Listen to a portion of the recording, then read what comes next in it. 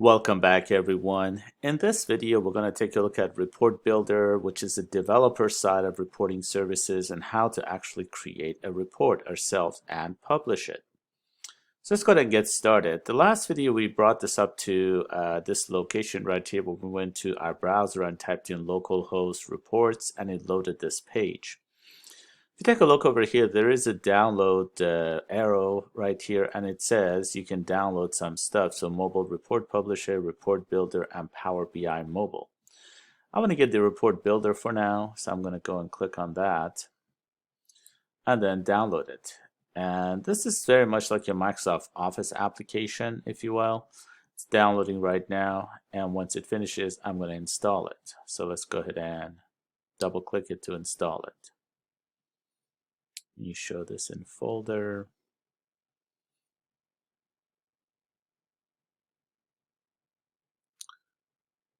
Okay, for some reason it still doesn't show that it's fully downloaded, which is odd.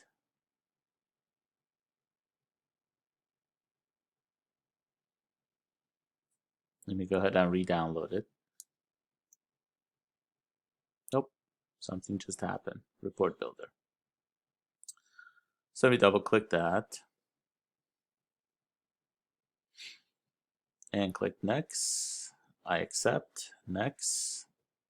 Very straightforward installation. You want to leave this server URL blank for the time being. We don't need to worry about it.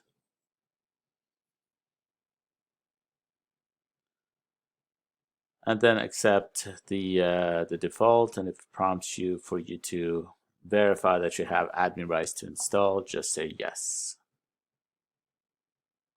Here we are, say yes. And we should be done momentarily.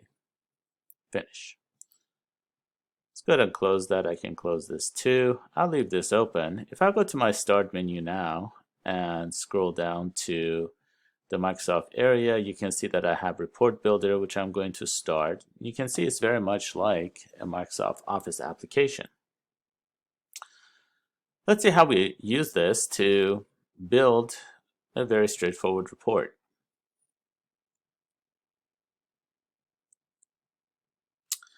So we have this wizard. You don't have to use the wizard if you don't want to, but I'm going to use the wizard for the time being. I'm going to create a table or matrix wizard here. We'll take a look at Chart Wizard 2 at some point.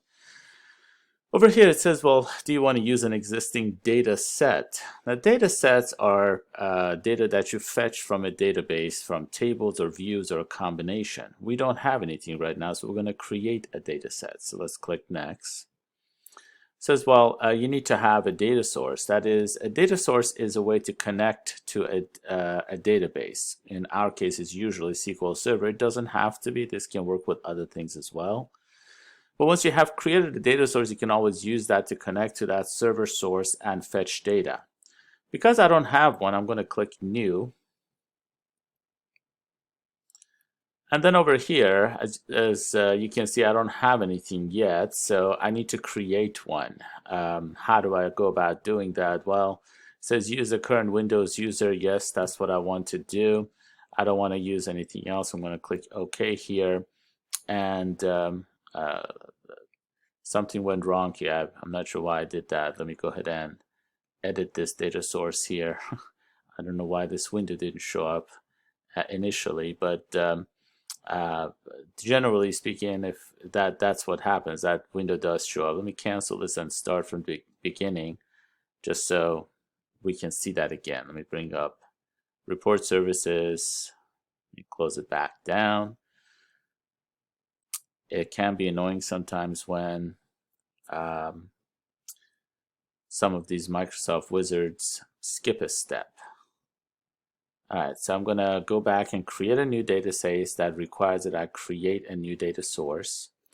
So I'm going to click New here, and that's what I wanted to see. For some reason, not everything showed up.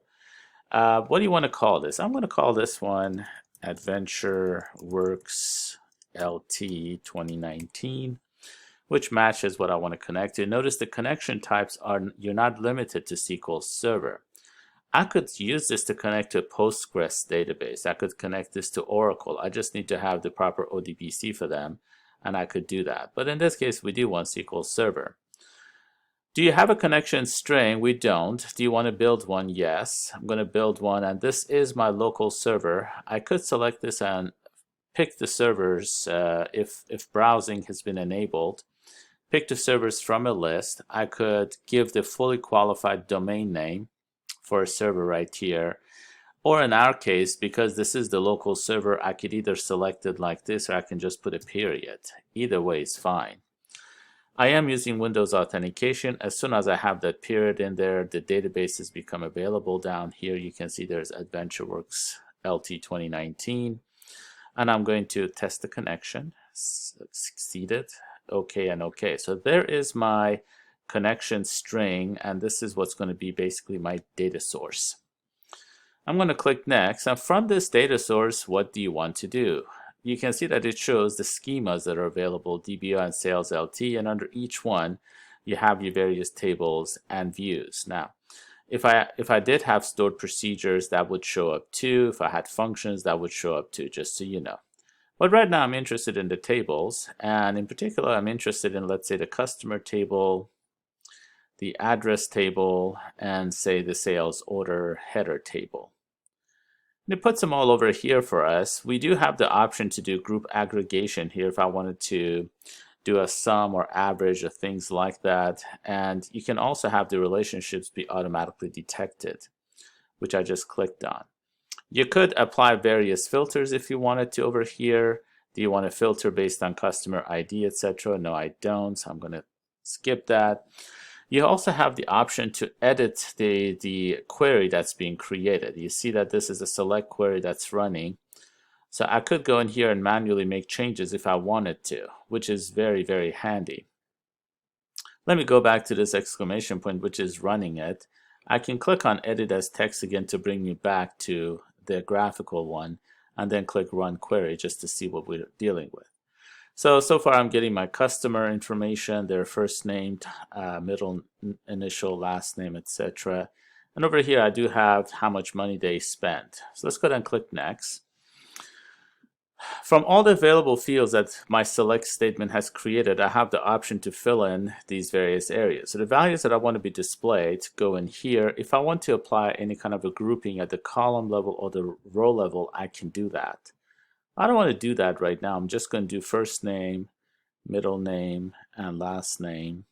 And let's say I also want to get how much money they spent, the subtotal, the tax amount, the freight, and the total due. And click Next. Gives you a preview of what the report is going to look like. Let's click Next and Finish. And this is Report Services. This is what you end up having. If I click Run up here on the left-hand side, it runs to show you what the report will look like in its final form. Let's take a look at that. Well, it's looking pretty good. It's looking fairly decent. I'm going to go back to Design View and make a change here. I'm going to select by holding the Shift key the three of these and do a left alignment. Also, I don't want my middle name to say middle name. I'll just say middle. And first name to just say first. And last name to just say last. Easy enough. I'll let these be right aligned, and let's go ahead and run that. So here's a very straightforward report that we created using Report Builder. Now, how do we publish this to our report server? Let's go back to Design View, and let's go under File, and let's try to save it. In the save process, you notice it lets you save it to your desktop if you wanted to. There's a recent sites and servers that I have up here, but nothing shows up. What I can do is I can go, oops, I clicked the wrong thing. I can go into the name here and type in localhost / reports. And I want to call this, let's say, customer report. So I'm going to type that in straight out like that and click Save. See what happens.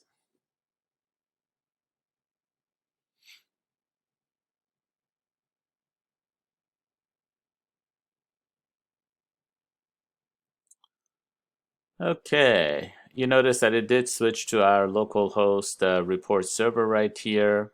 For some reason, it's asking for the name again. So let me go ahead and type in custom report and click save. And okay, presumably this is saved now. Let's go to our browser and do a refresh. This can take a few seconds, so if you don't get it right away, don't feel discouraged. I'm going to hold the shift key and do a refresh. That sometimes helps. So I'll just be patient with it while it comes up. In the meantime, let me just make sure that this is running.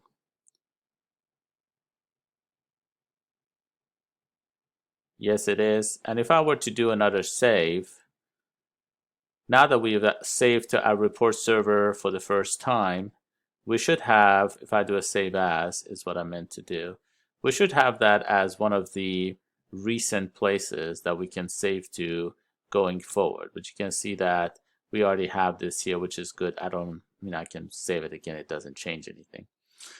Okay, so I'm just, oh, here it is. It came up. So it is in my browser now, and I can go in here and click on it and view this report in the browser.